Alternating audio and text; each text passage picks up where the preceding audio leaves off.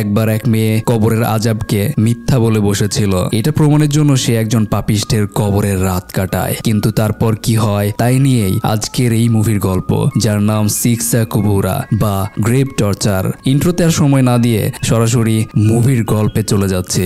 Movie শুরুতে আমরা চারজনের একটি পরিবার দেখি, যেখানে ছিল মা, বাবা আর দুই সন্তান। তাদের নাম সীতা ও আদিল। সীতাদের একটি বেকারি আছে, কিন্তু এখন আর সেটি আগের মতো চলে না, তাই এখন তাদের আর্থিক অবস্থাও খারাপ। কাস্টমার টানতে সীতার বাবা নতুন শেপের ব্রেড বানানোর চেষ্টা করে, কিন্তু এসব করেও কোনো লাভ হচ্ছে না। লসের আরেকটি কারণ হলো তাদের পাশেই আমেরিকান একটি ব্রেড শপ দোকান খুলেছে, সেখানে সবসময় কোনো না কোনো অফার চলতেই থাকে।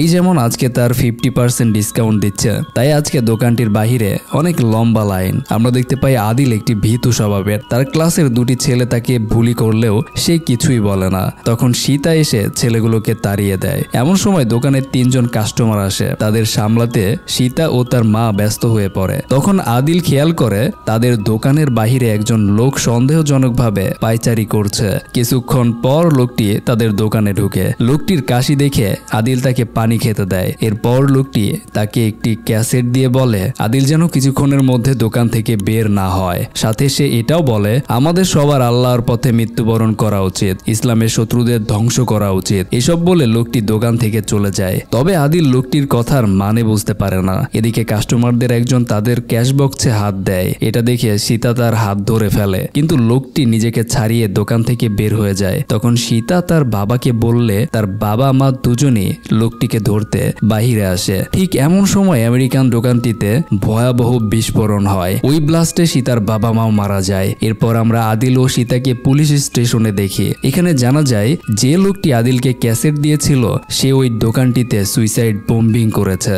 আদিল পুলিশকে ক্যাসেটটা দিতে গেলে সীতা তার হাত ধরে ফেলে, কারণ সে নিজে জানতে চায় ওই ক্যাসেটে কি এমন আছে যার জন্য একজন লোক নিজের সাথে এতগুলো লোকের প্রাণ নিয়েছে। সীতা বাসায় এসে ক্যাসেটটি চালু করে। আমরা শুনতে পাই একজন লোক ভয়ানকভাবে চিৎকার করছে, যেন তীব্র যন্ত্রণায় লোকটি খুব কষ্ট পাচ্ছে। এরপর আরেকটি ভয়ানক কণ্ঠ আমরা শুনতে পাই, যেটি লোকটিকে জিজ্ঞেস করে মান রাব্বুকা, মানে তোমার রব কে। বুঝতে বাকি থাকে না এটি কবরের সওয়াল জবাবের ক্লিপ। ওই লোকটি হয়তো কবরের আযাবের ভয়ে বোমা হামলা চালিয়েছে। যাই হোক, সীতা আর আদিল মাইনর দেখে ভরণ পোষণের দায়িত্ব তাদের চাচাকে দেয়া হয় এবং চাচা তাদেরকে গ্রামের মক্তবে ভর্তি করে দেন। একদিন ওস্তাদনি কবরের আযাব নিয়ে ক্লাসে পড়াচ্ছিলেন। আমরা ইসলাম ধর্মে বিশ্বাসীরা জানি কবরে আমাদের 3টি প্রশ্ন করা হবে। যারা উত্তর দিতে পারবে তাদের কবরের জীবন হবে সুন্দর, আর যারা পারবে না তাদের কবরের জীবন হবে ভয়াবহ।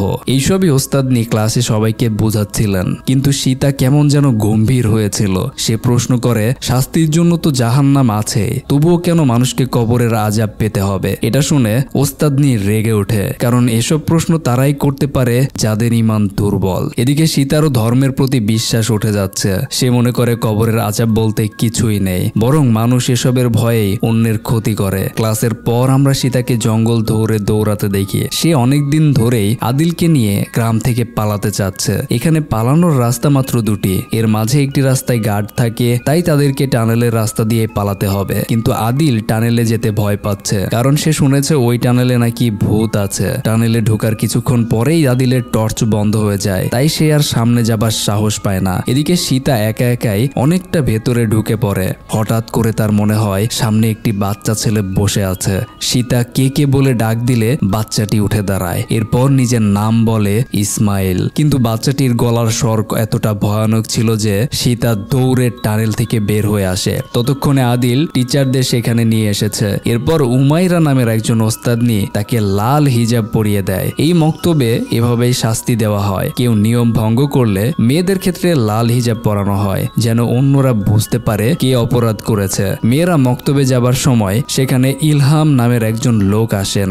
বলে রাখা ভালো, ইলহাম এই মক্তবের মালিক। এখানে পড়াশোনার যাবতীয় খরচ তিনিই বহন করেন। রাতের বেলা সীতা দেখতে পায় উমাইরার বড় ওস্তাদনির সাথে ঝগড়া করছে। করছে। এখানে আমরা জানতে পারি ইলহাম প্রতিবার এসে একটি ছেলেকে বলাৎকার করে, কেউ তাকে কিছু বলেও না। আর ইসমাইল নামের ছেলেটি তার বলাৎকারের শিকার হয়েই মারা গিয়েছে। আর আজকের রাতের জন্য সে আদিলকে বেছে নিয়েছে। এটা শুনে সীতা দৌড়ে ইলহামের ঘরের দিকে যায়, কিন্তু গার্ডরা তাকে ভেতরে ঢুকতে দেয় না। কি অমানবিক এবং কি অপৈশাচিক হলে একটি মাদ্রাসাতে গিয়ে এরকম জঘন্য প্রকৃতির মানুষ এরকম সীমা লঙ্ঘনকারী হতে পারে। এদের মতো মানুষকে ডিরেক্টলি মেরে ফেলাই উচিত। যাই হোক, এদিকে বোনকে দেখে আদিল বাহিরে আসতে চায়, তখন একজন লোক তাকে টেনে ঘরের ভেতরে নিয়ে যায়। তারা সীতাকে তার রুমে বন্দি করে রাখে। সীতা পালানোর জন্য জানালার কাঠ ভাঙার চেষ্টা করে। অনেকক্ষণ পর সে নিচের কাঠটি খুলে ফেলে। রুম থেকে বের হয়ে সে উমায়রার সামনে পড়ে যায়, কিন্তু উমায়রা তাকে সাহায্য করতে এসেছিল। সে সীতাকে একটি টর্চ ও শুকনো খাবার দিয়ে পালিয়ে যেতে বলে। এরপর সীতা জঙ্গল দিয়ে পালানোর সময়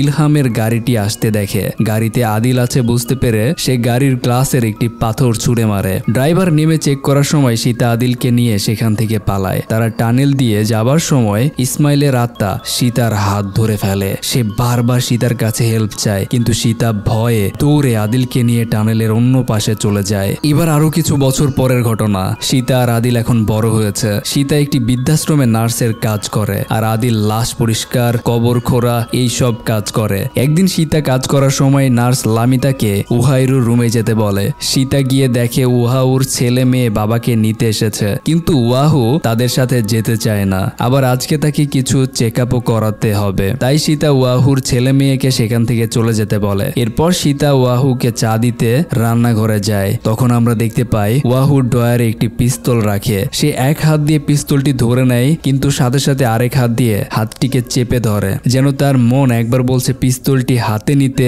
কিন্তু আবার তাকে নিতে মানাও করছে। চা বানানোর সময় ওয়াহুর ছেলে মেয়ে রান্নাঘরে এসে সীতাকে আজে বাজে কথা বলে। তারা মনে করছে সীতা হয়তো ওয়াহুর অর্থ সম্পত্তির লোভে পড়েছে, হয়তো ওয়াহুকে ভুলিয়ে ভালিয়ে সে বিয়ে করতে চায়। তখন সীতাও তাদের কিছু বড় কথা শুনিয়ে দেয়। এরপর সে চা বানিয়ে ওয়াহুর রুমে চলে আসে। এসে দেখে ওয়াহু বাচ্চাদের মতো করে কাঁদছে। এরপর সীতা তাকে সান্ত্বনা দিলে সে শুয়ে পড়ে। তখন সে ওয়াহুর কান্না ভিডিও করে রাখে। আমরা দেখতে পাই সীতার কাছে ওয়াহুর কান্নার আরো কিছু ভিডিও আছে। আরো একটি লক্ষণীয় ব্যাপার হলো সীতা এখনো কবরের আযাব নিয়ে রিসার্চ করছে। তার এখনো মনে হয় এগুলো ভুয়া। তার ইচ্ছা হলো একদিন সে সবার সামনে এগুলো মিথ্যা প্রমাণ করবে। এরপর আমরা আদিলকে একটি লাশ গোসল করাতে দেখি। লোকটিকে দাফন করার সময় সীতাও সাথে যায়, কারণ সে এখনো কবরের আযাবের সত্যতা যাচাইয়ের চেষ্টা করছে। বৃদ্ধাশ্রমের কাজ করার কারণও এটাই। এখানে প্রায় বয়স্ক লোকেরা মারা যায়। সে খুব সহজেই তাদের কবরের কাছে আসতে পারে, তবে সে একজন লোকের মৃত্যুর অপেক্ষা করছে। লোকটি মরলে সে তার সাথে কবরে শোবে, পরীক্ষা করবে কবরের আযাব আদৌ সত্য কিনা। সীতা বলে সে ওই লোকটির মতো খারাপ মানুষ আর দেখেনি, তবে সে কার কথা বলছে এটা সে আদিলকে বলে না। রাতে সে ওই সুইসাইড বোম্বার নিয়ে ঘাটাঘাটি করছিল, তখন ক্লান্তিতে তার ঘুম চলে আসে। এদিকে সারাদিন বোনের কথায় উঠবস করে আদিলের সংসারের অবস্থা ভালো না। সে ভালোভাবে তার স্ত্রীকে সময় দিতে পারে না, তাই রাতের বেলা আদিলের স্ত্রী তাকে ঘরে ঢুকতে দেয় না। এরপর আমরা সীতাকে দেখতে পাই সে ওয়াহুর রুমে ঢুকলে ওয়াহু তাকে জিজ্ঞেস করে সে কেন মিথ্যা বলতে পছন্দ করে না, এটা কি ধর্মের ভয়ে? এখানে তাদের কথা একটি বড় টুইস্ট রিভিল হয়। আমরা জানতে পারি ওয়াহুই সেই মক্তবের মালিক ইলহাম, যে ভালো মানুষের আড়ালে ছোট বাচ্চাদের বলাৎকার করত। এমন সময় সেখানে আদিল আসে। সে এতক্ষণ সব কথাই বাহির থেকে শুনেছে। জলজান্ত শয়তানটিকে দেখে আদিল নিজেকে আটকাতে পারে না। সে দৌড়ে গিয়ে ওয়াহুর গলা চেপে ধরে, কিন্তু সীতা তাকে ছেড়ে দিতে বললে আদিল তাকে ছেড়ে দেয়। এরপর ওয়াহুর ভেতরের অনুশোচনা আসতে শুরু করে। সে প্রথমে কিছুক্ষণ জোরে জোরে কান্না করে, এরপর সে নিজেকে নিজে গুলি করে শেষ করে দেয়। এরপর আমরা দেখি আদিল ওয়াহুকে গোসল করাচ্ছে। লোকটির প্রতি তার তীব্র ঘৃণা আছে। ছোটবেলার কথা মনে করে আদিল বমি করে দেয়। এরপর ওয়াহুকে দাফন করা হয়। সীতা কবরের আযাব পরীক্ষা করতে ওয়াহুকে বেছে নিয়েছিল, কারণ লোকটির মতো খারাপ মানুষ হতে পারে না। তাই সীতা ওয়াহুর সাথে তার কবরে শুয়ে পড়ে। সাথে নেয় একটি ক্যামেরা। সে শোয়ার পর আদিল কাঠ রেখে মাটি চাপা দিয়ে দেয়। আদিল একটি কাঠের ছিদ্র করে পাইপ ঢুকিয়ে দিয়েছিল, যেন সীতা শ্বাস নিতে পারে বা কোনো ঝামেলা হলে ডাকতে পারে। আমরা আদিলের চারপাশে একটি সাপকে ঘোরাফেরা করতে দেখি। একসময় সে সাপটিকে দেখে ভয়ে চমকে ওঠে। আরেকদিকে সীতা কবরের আযাব শুরু হবার অপেক্ষা করছে, কিন্তু এমন কিছুই হতে আমরা দেখি না। সারা রাতেও ভয়ানক কিছুই ঘটে না। পরদিন সকালে আদিল সীতাকে কবর থেকে বের করে। সীতা তার ধারণায় সত্য ভেবে বসে। পরদিন সে রেকর্ডিং নিয়ে একটি চ্যানেলে ইন্টারভিউ দেয়। কবরের আযাব বলে কিছুই নেই, এটাই সে প্রমাণ করতে এসেছে। কিন্তু ভিডিও প্লে করা হলেও সেটি চলে না। সে মনে করে প্রডিউসার হয়তো ক্লিপ পাল্টে দিয়েছে, কিন্তু সে এমন কিছুই করেনি। তখন অডিয়েন্স থেকে অনেকেই তাকে নাস্তিক বলে গালাগাল দেয়। তাই সীতা সেখান থেকে বাড়িতে ফিরে আসে। তার এখন মনে হচ্ছে আদিল ক্লিপ চেঞ্জ করে দিয়েছে। তাই সে তার ভাইকে বাজেভাবে বকাঝকা করে। আদিল বয়সে বড় হলেও সে কখনো বোনকে কিছু বলেনি। তবে এই প্রথমবার আদিল সীতার সাথে গলা উঁচু করে কথা বলে। সে তার বাবা মার মৃত্যুর জন্য সীতাকে দায়ী করে। সীতা সেদিন ওই অল্প কিছু টাকার পেছনে বাবাকে না পাঠালে আজকে এমনটা হতোই না। তার বাবা মাকে হয়তো সে হারাতে হতো না। আবার কবরের আযাব ভুল প্রমাণ করতে না পেরে সীতা কান্নাকাটি করে। হঠাৎ তার মনে হয় ওয়াহুর রুম থেকে শব্দ আসছে। সে ওই রুমে গেলে একটি বড় হাত দেখে সে ভয় পায়। কিন্তু মিস নানি তাকে ডাক দিলে সব আবার নর্মাল হয়ে যায়। নানি তাকে বলে তার হাজবেন্ড লাডা তাকে চিট করেছে। সীতা লাডার রুমে গিয়ে দেখে সে লামির সাথে প্রাইভেট মোমেন্ট কাটাচ্ছে। এরপর লাডা নানিকে বোঝানোর অনেক চেষ্টা করে, তাকে অনেকবার সরি বলে, কিন্তু নানি তার মুখটাও আর দেখতে চায় না। তাই সীতা লাডাকে অন্য একটি রুমে নিয়ে আটকে রাখে। এদিকে নানি তার নিজের ড্রেসে পি করে দেয়। এরপর সে কাপড়গুলো ধুতে লন্ড্রির রুমে যায়। তখন সে রাগ করে নিজের ওয়েডিং রিংটি খুলে ফেলে। ওয়াশিং মেশিন চালু করার পর তার রিংটির কথা মনে পড়ে। সেটি ওয়াশিং মেশিনে চলে গিয়েছে ভেবে সে মেশিন অফ করে মাথা ঢুকিয়ে চেক করে, কিন্তু বেখেয়ালে তার হাত লেগে মেশিন চালু হলে প্রথম নানির চুল মেশিনে আটকা পড়ে। এরপর মুখের চামড়া সহ ছিঁড়ে চলে গেলে সে সেখানেই মারা যায়। নানির মৃত্যুতে লাডা একদম ভেঙে পড়ে। এদিকে লামিও অনেক কান্নাকাটি করে। তার ভুলের কারণেই তো এত কিছু হয়েছে। সীতা শুধু চুপচাপ দাঁড়িয়েছিল। সে বুঝতে পারছিল না কি বলবে। এমন সময় তার মনে হয় লন্ড্রি রুম থেকে কেউ ডাকছে। সে দেখতে গেলে একটি আত্মা তাকে হন্ট করে, আর সাথে সাথেই তার ঘুম ভেঙে যায়। এরপর সে লাডার ঘরে যায়।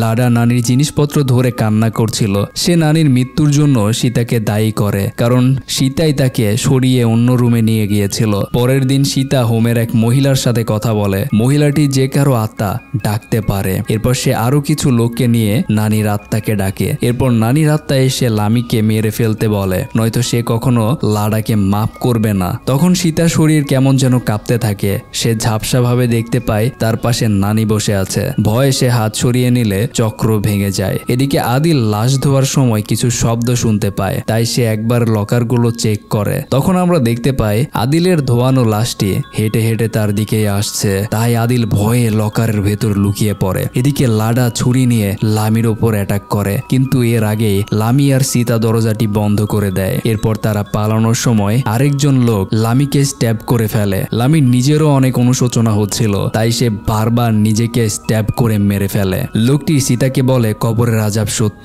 ওই আযাবের ভয়েই তারা এই কাজটি করেছে। একজন ব্যভিচারিণীকে তার শাস্তি পেতেই হবে। এরপর লোকটি সীতাকে টিভি চালু করতে বলে। তখন দেখা যায় সব জায়গাতেই সীতার ইন্টারভিউটি নিয়ে আলোচনা সমালোচনা হচ্ছে। তারপরে আরো অনেকে কবরের আযাব রেকর্ড করার চেষ্টা করেছে, আর অন্যদের কাছে থাকা ক্লিপ দেখে বোঝা যাচ্ছে কবরের আযাব সত্য। এমনকি আযাবের ভয়ে মানুষ বিধর্মীদের হত্যা করছে, যেখানে সেখানে বোমা হামলা করছে। এসব দেখে সীতা আরো চিন্তায় পড়ে যায়। এরপর সে ওয়াহুর কবর খুঁড়তে শুরু করে, আর হঠাৎ করেই সে কবরে পড়ে যায়। তার মনে হয় কেউ তাকে ওপর থেকে চাপ দিয়ে আছে, আর কবরের কাঠ আর মাটি একা একাই নিচে পড়ে যাচ্ছে। কিছুক্ষণের মধ্যেই কবরটি পুরোপুরি অন্ধকার হয়ে যায়।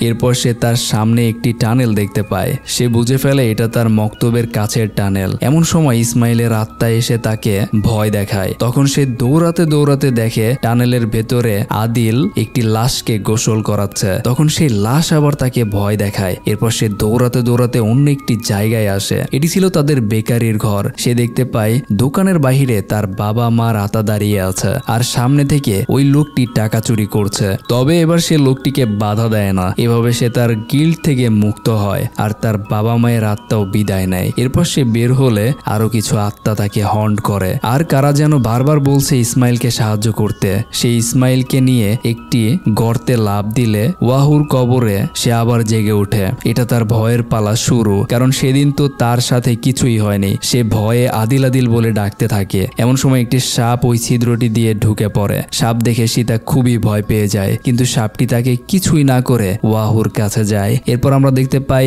ওয়াহুর লাশ উঠে বসেছে। সীতার তো তখন ভয়ে চোখ বিস্ফোরিত হবার অবস্থা। এমন সময় ভারী কিছু এসে তার মুখে থেতলে দেয়, কিন্তু সাথে সাথেই মুখটি আবার আগের মতো হয়ে যায়। এরপর আবার তার মুখে আঘাত করা হয়। এরপর ওয়াহুর সামনে একটি সাপ আসে আর সেটির কয়েকটি মাথা হয়ে যায়। এরপর সাপটি সবগুলো মাথা দিয়ে ওয়াহুর মুখ থুবলে খেতে থাকে। এসব দেখে সীতা ভয়ে ভয়ে চিৎকার করে। এরপর ফেরেশতা এসে তাকে প্রশ্ন করে, তোমার রব কে? এসব দেখে সীতা জোরে জোরে কান্না করতে করতে বলে সে তওবা করবে। সে আর তাকানোর সাহস পর্যন্ত পাচ্ছিল না। শুধু ওয়াহুর ভয়ানক চিৎকার শুনে সে ভয়ে কাঁপছিল। সে বারবার আল্লাহর কাছে ক্ষমা চায়, কিন্তু এরপরই আদিল তাকে বের করে আনে। সে তার বোনকে টেনে নিয়ে চলতে থাকে, কিন্তু এমন সময় আদিলই তাকে প্রশ্ন করে, তোমার রব কে? আর সেখানেই সিনটি কাট হয়ে যায়। সেই সিনটির দুটি অর্থ হতে পারে। এক হতে পারে সীতা কবরের আযাব দেখে ভয়ে সেখানেই মারা গিয়েছে, এখন তার সওয়াল জবাব শুরু হয়েছে, যেখানে ফেরেশতা আদিলের বেশে এসেছে, অথবা তারা দুজনেই বেঁচে আছে। সীতার বিশ্বাস ফিরেছে কিনা সেটা দেখতে আদিল এই প্রশ্নটি করেছে। আপনারা অবশ্যই এই বিষয়ে কমেন্টে জানাবেন আপনাদের মতামত। আর নতুন নতুন এরকম সত্য ঘটনা অবলম্বনে ভৌতিক সিনেমা দেখতে আমাদের এই চ্যানেলটি সাবস্ক্রাইব করতে ভুলবেন না যেন। ভালো থাকবেন, ভালো রাখবেন। Thank you, take care, bye by.